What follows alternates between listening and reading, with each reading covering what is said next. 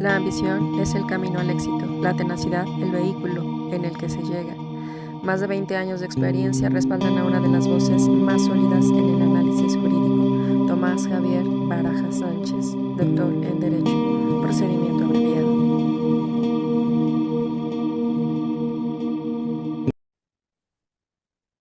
Bueno, pues muy buenas tardes, buenos días, tardes. El día de hoy, pues vamos a tener una plática muy interesante, ¿verdad? Con el doctor Tomás Javier Baraja Sánchez. Pues él tiene como un currículum muy extenso, ¿verdad? Creo que toda la plática me la llevaría citando su currículum, pero vamos a decir lo más importante, ¿verdad? Los estudios realizados que tiene es un doctorado en anticorrupción y sistemas de justicia, tiene doctorado en Derecho Penal, doctor honoris causa, maestría en Derecho Penal, especialidad en Derecho Penal, especialidad en formación docente, diplomado en Criminología, Criminalística y Medicina Forense, diplomado en el nuevo Código Nacional de Procedimientos Civiles y Familiares, y pues bueno, tiene la licenciatura en Derecho, ¿verdad? La experiencia laboral que tiene, pues es capacitador federal certificado dando cursos a jueces, Ministerio Público, defensores, peritos, asesores jurídicos, policías en varias fiscalías generales de justicia de los estados de la República Mexicana. Es instructor de agentes del Ministerio Público de la Procuraduría General de la República. También tiene esta capacitación de instructor de peritos e inspectores de la Procuraduría Federal de Procedimiento al Ambiente, Profepa. Es instructor de defensores de oficio en la Defensoría Pública de la Ciudad de México, ¿verdad?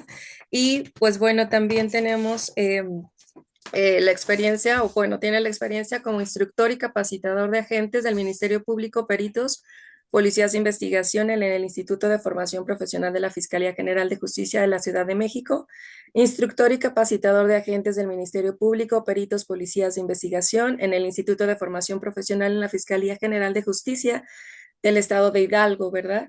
También es instructor, capacitador y agente del Ministerio Público, peritos y policías de investigación en el Instituto de Formación Profesional en la Fiscalía General de Justicia del Estado de Chiapas, y pues ha sido conferencista, penalista panelista, perdón, y conductor en varios programas de radio y de televisión.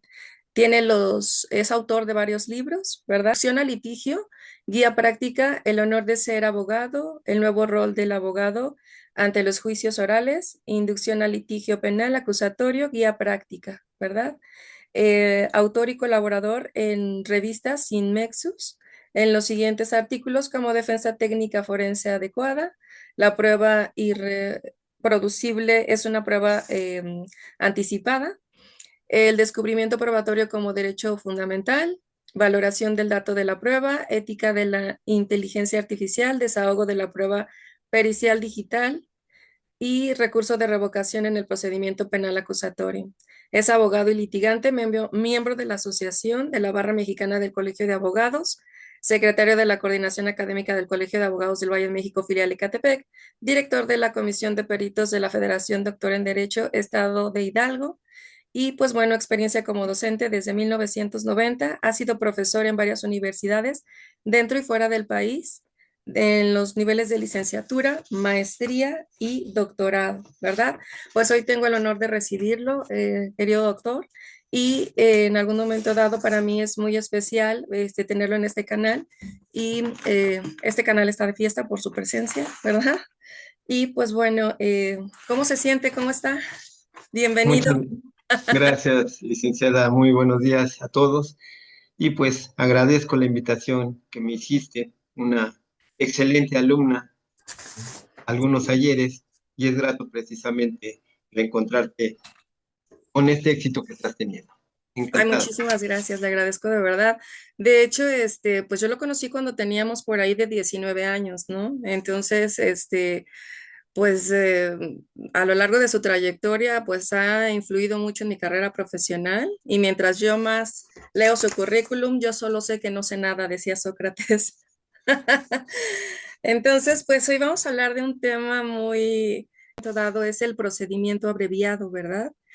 Y este tema es de capital importancia porque puede resolver muchos temas en la materia penal, ¿verdad? Entonces, aquí vamos a comenzar con la pregunta, ¿verdad? Con este tipo de preguntas que mencionábamos, que en algún momento dado nos hacen vislumbrar de alguna manera lo que es el procedimiento abreviado. Entonces, a comenzar con el tema, ¿le parece bien?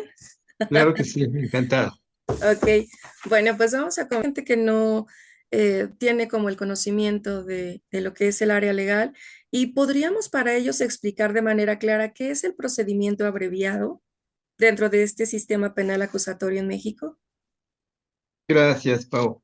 Mira, antes que nada, quisiera comentar, este tema para mí es muy importante y me he dedicado a divulgarlo no solamente hacia los abogados, sino especialmente a la sociedad en general, específicamente a aquellas personas que hayan sido consideradas como víctimas en la comisión de algún hecho delictivo.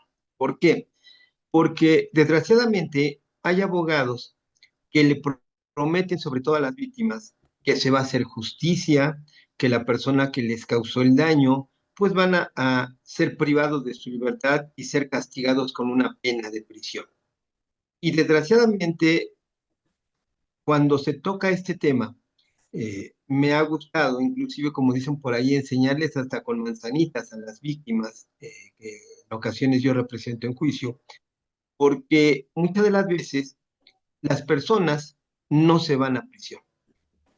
Y esto no es de que exista corrupción por parte del Ministerio Público o corrupción por parte de la autoridad jurisdiccional, es decir, de los jueces, sino porque precisamente la ley ha sido diseñada y ha definido precisamente el procedimiento abreviado como una forma de terminación anticipada del procedimiento, en el cual, como lo vamos a ver más adelante, va a tener ciertos beneficios, ciertas ventajas para las personas que son consideradas como imputados en este procedimiento, de tal manera que cumpliendo con ciertos requisitos no va a ir a prisión.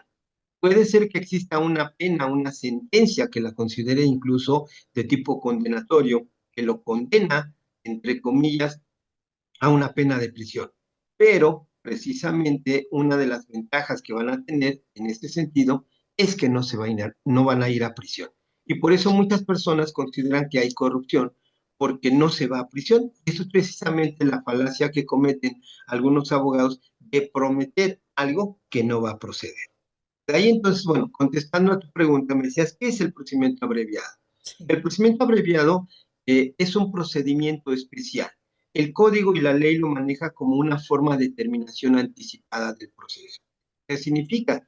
Que va a ser un procedimiento corto en donde cumpliendo con ciertos requisitos se va a dictar una sentencia a la brevedad y a veces esta sentencia pues se lleva en una sola audiencia, digamos, puede ser inclusive hasta en unos 2 días donde la persona sea detenida y vamos a obtener una sentencia en breve tiempo. Por eso se llama que es una forma de terminación anticipada. Es un procedimiento especial que cumpliendo con ciertos requisitos va a haber una sentencia generalmente de condena con ciertos beneficios.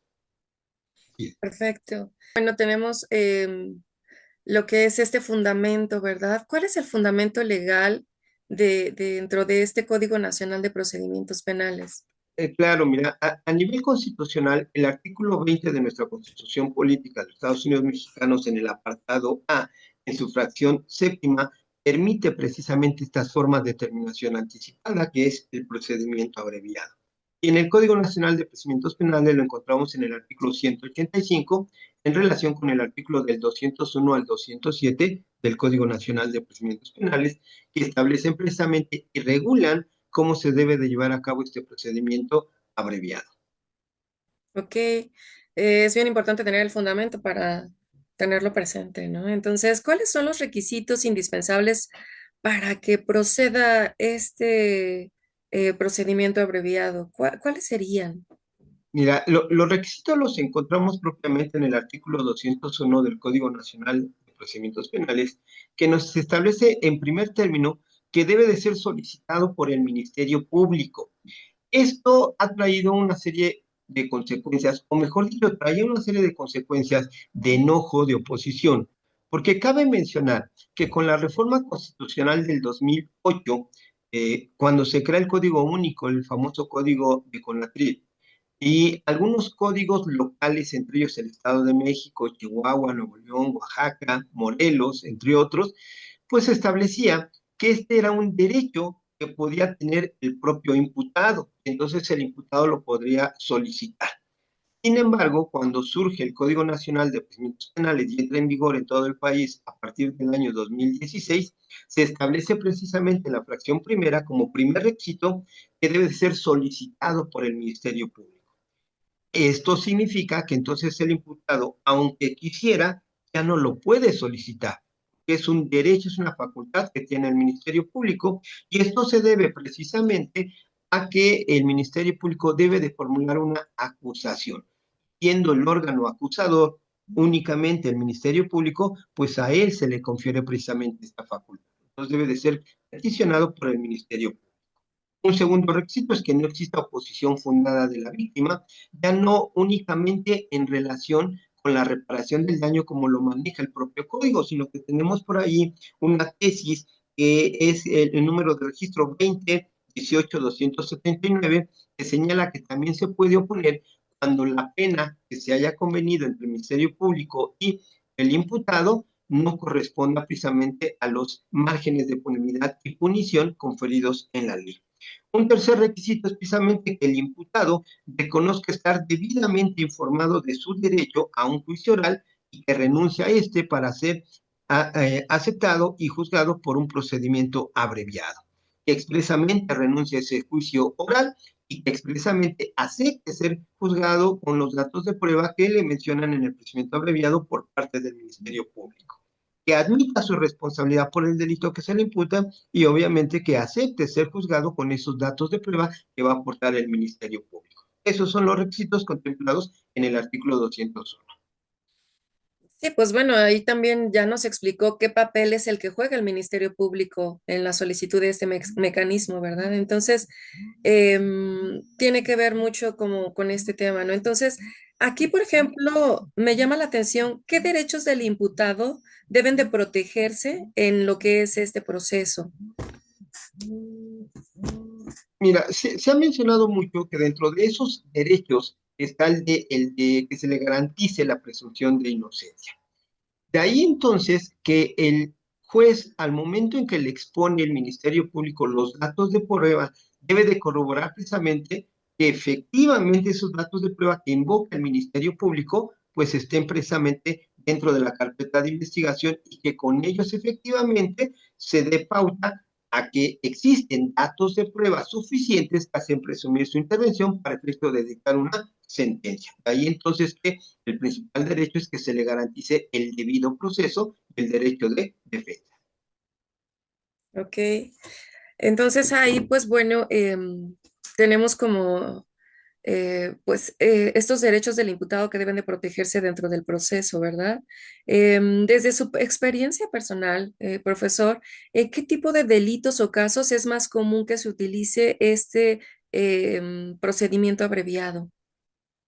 Mira, como te mencionaba, cuando surge la reforma constitucional y hasta antes de que se haga vigente en todo el país este Código Nacional de Procedimientos Penales, se establecía que el procedimiento abreviado solamente optaba en aquellos delitos que no fueran de delincuencia organizada.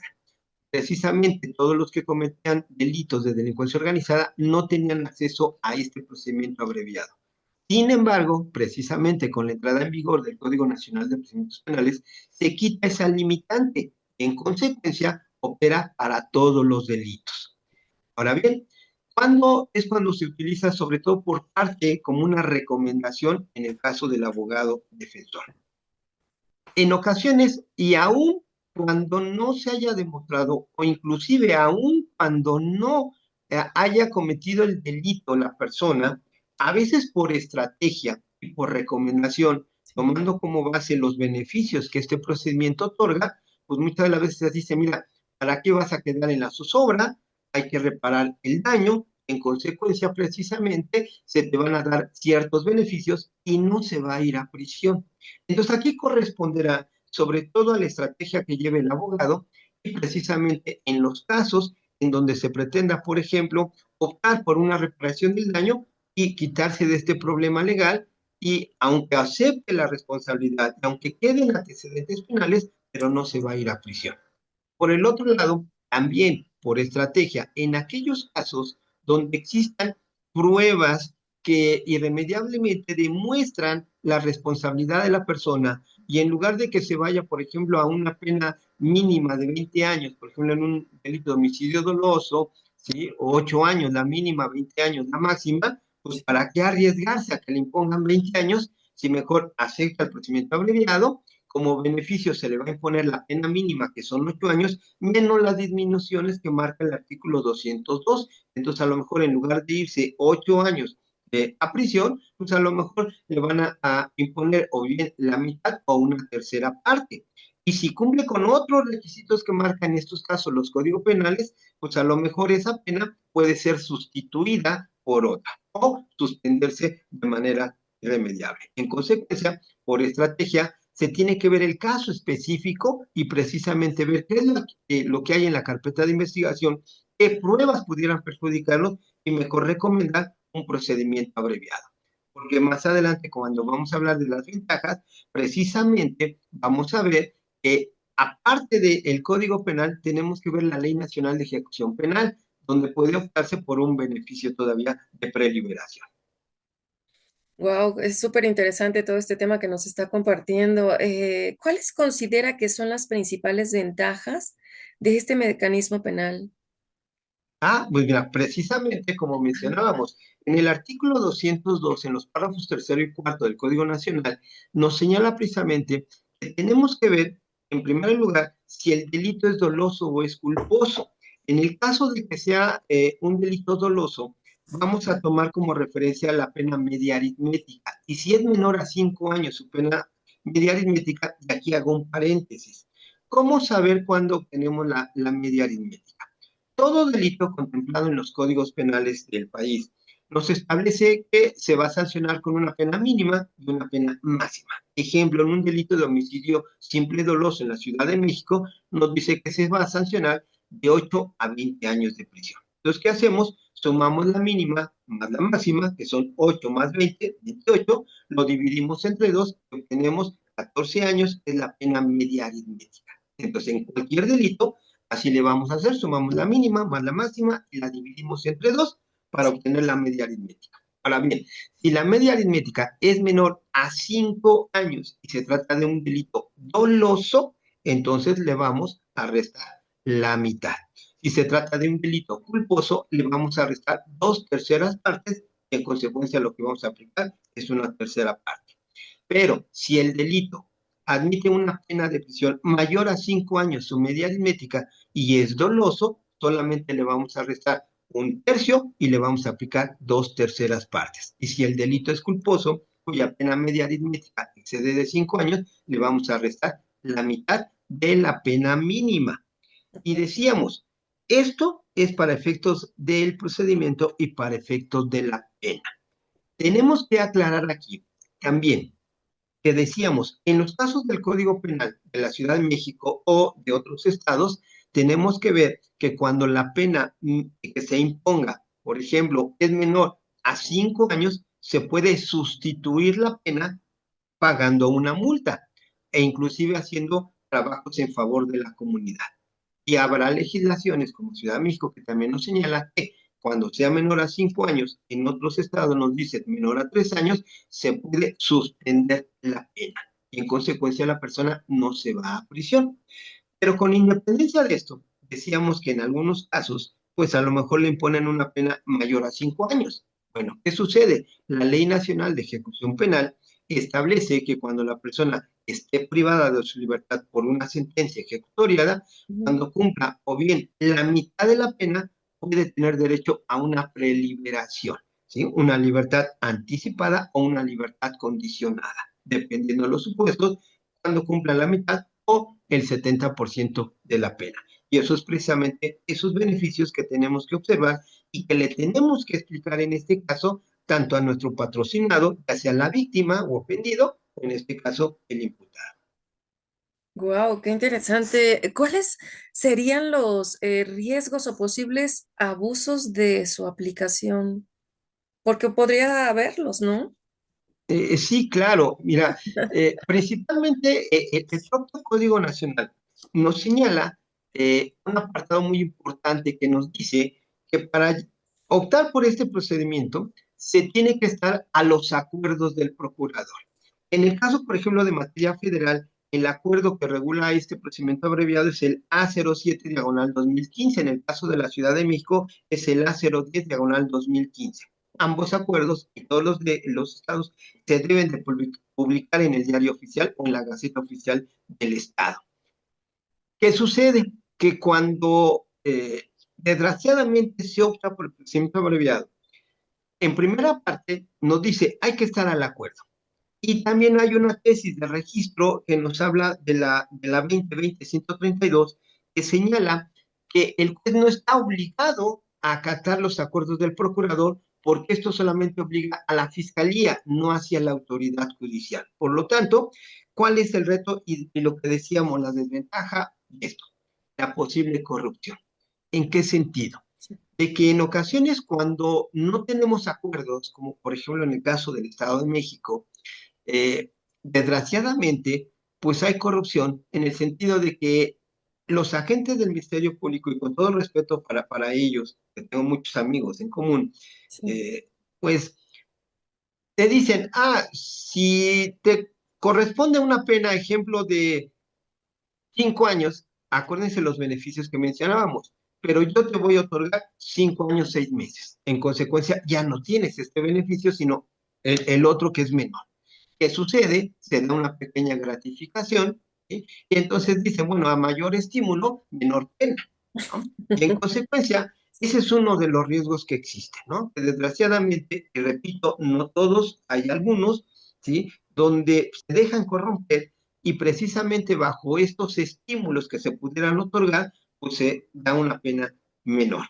Pero precisamente frente a esto, decíamos, la víctima también se puede oponer y para esto tenemos también otra tesis que es la número de registro 2018-279, que establece que cuando se haya convenido entre el Ministerio Público y la defensa cierta pena y esta no corresponde matemáticamente a los beneficios que acabamos de mencionar, se puede oponer. En consecuencia, el juzgado puede negar precisamente esto y aplicar estrictamente lo que señala la ley. Aquí, por ejemplo, en la existencia de la percepción bueno, que el procedimiento abreviado puede presionar al imputado, pues a aceptar esta responsabilidad, ¿no? ¿Qué opinión merece esto para usted, doctor?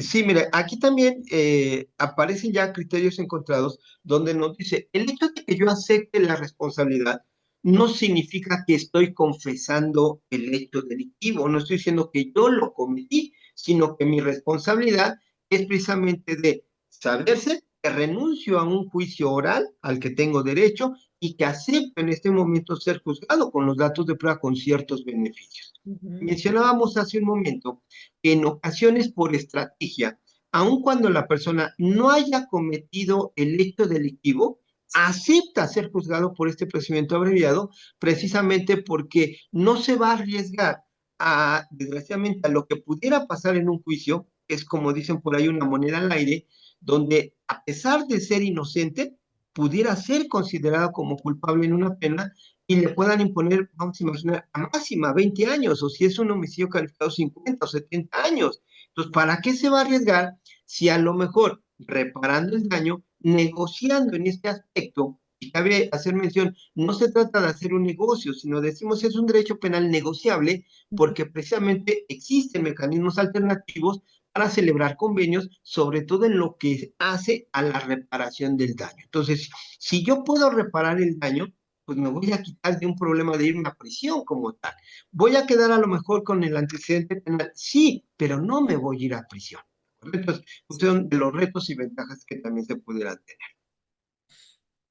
Ok, aquí, ¿cómo impacta esta figura en las víctimas del delito?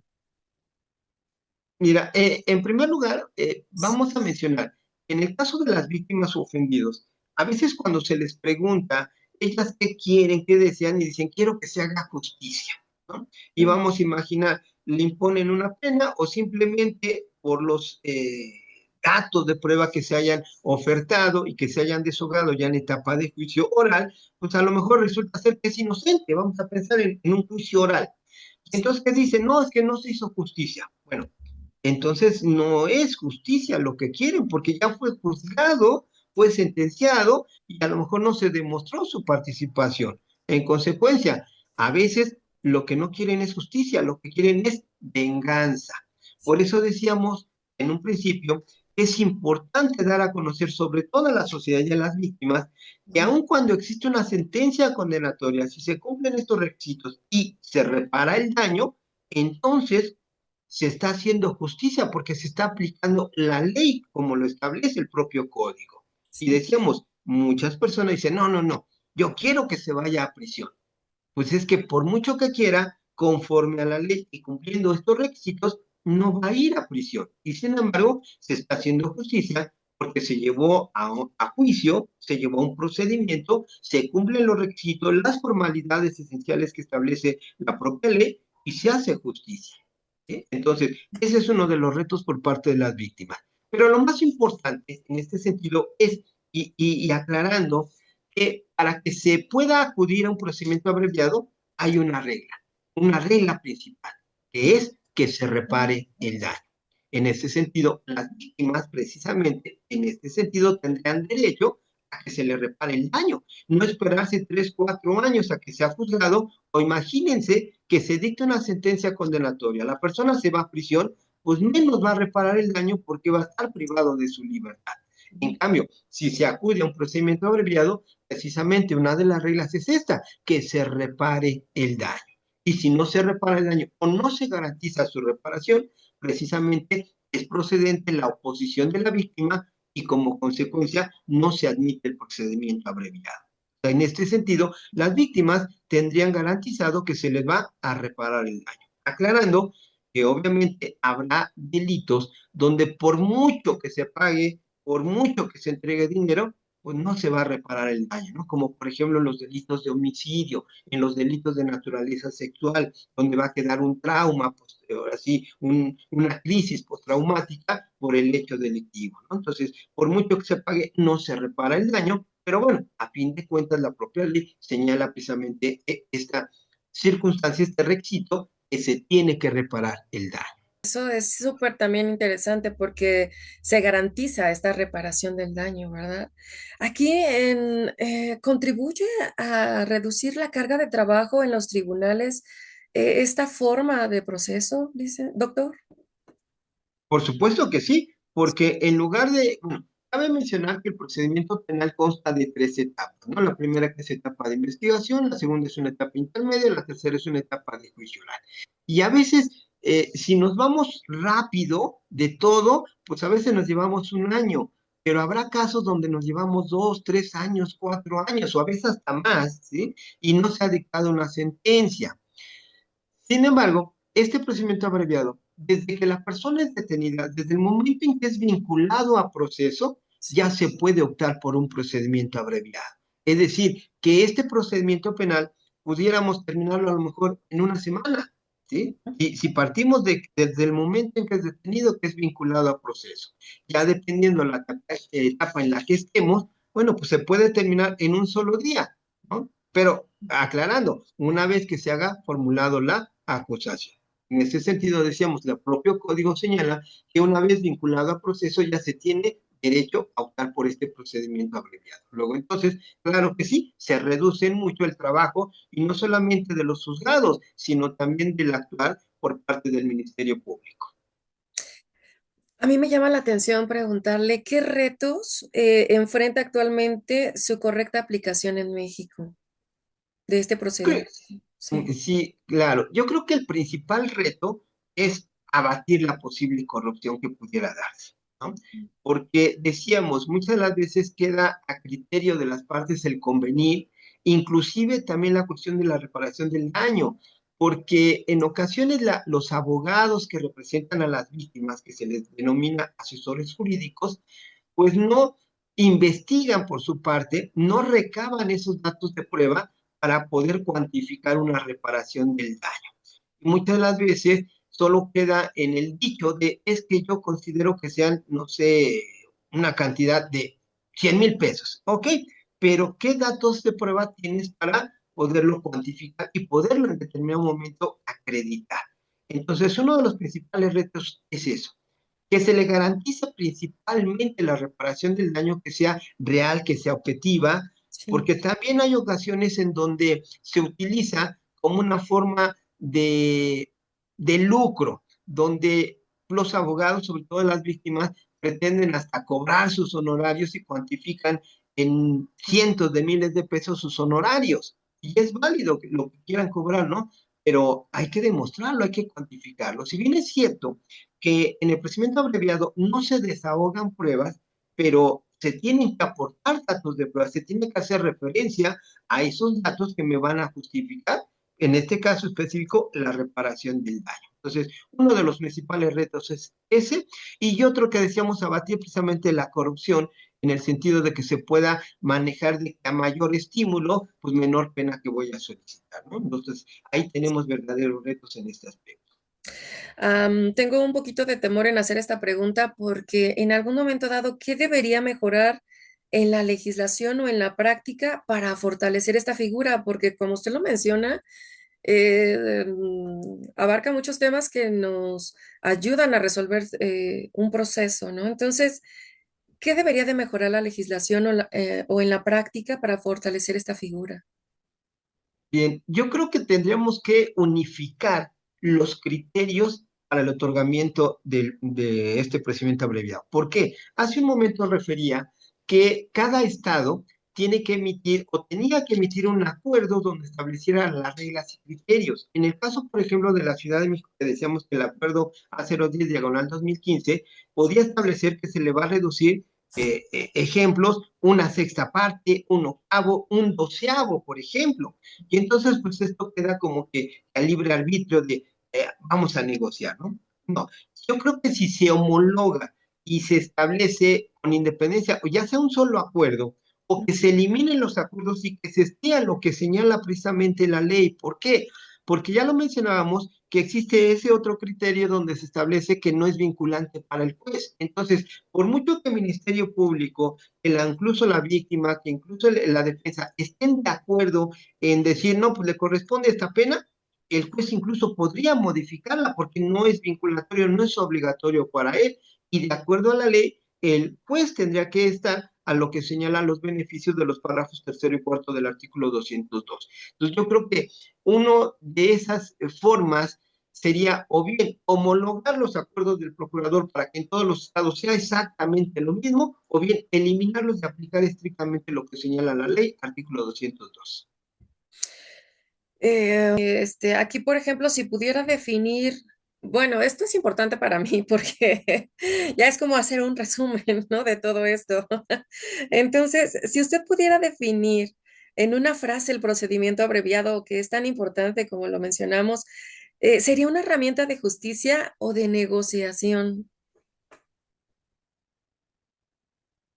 Buena pregunta, porque quedaría a la interpretación de la persona que quisiera responder. Para algunos podrían decir que sí, pues es una buena herramienta de hacer justicia, ¿no? Pero decíamos, la justicia para quién, ¿no? Ya lo decían los romanistas, de darle a cada quien lo suyo, ¿no? Pero ¿qué es lo suyo de cada quien, ¿no? Y qué es lo que uno pretende de cada quien.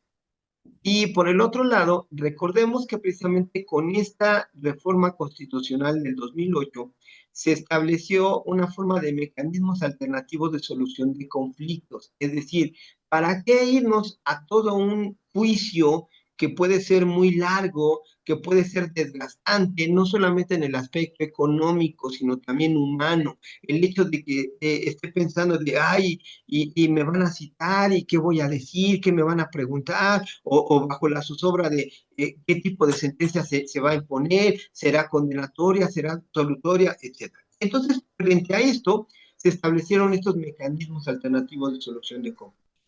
Y bien es cierto que el procedimiento abreviado no forma parte de lo que se ha considerado en el Código Nacional como soluciones alternas, pero sí, efectivamente, es una manera de negociar, sobre todo que la reparación del daño.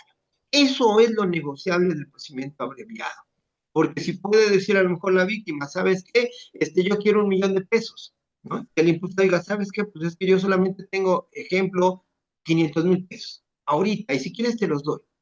Porque si me voy a juicio, pues a lo mejor esos 500,000 pesos los voy a gastar, que entre abogados, que entre peritos, que entre juicio, que entre garantía, etcétera, etcétera. Y si aún a 3 años o 5 años que se dicte una sentencia y es condenatoria, aunque yo quiera, no tengo para pagarte.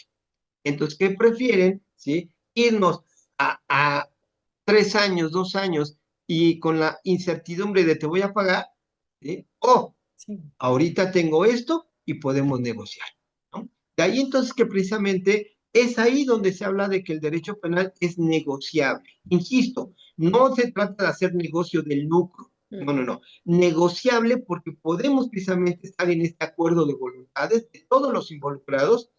Precisamente, Ministerio Público lo dejamos a un lado porque él, entre comillas, ya no representa a las víctimas, sino que tiene que ser víctima por conducto de su asesor jurídico y el imputado por conducto de su defensor.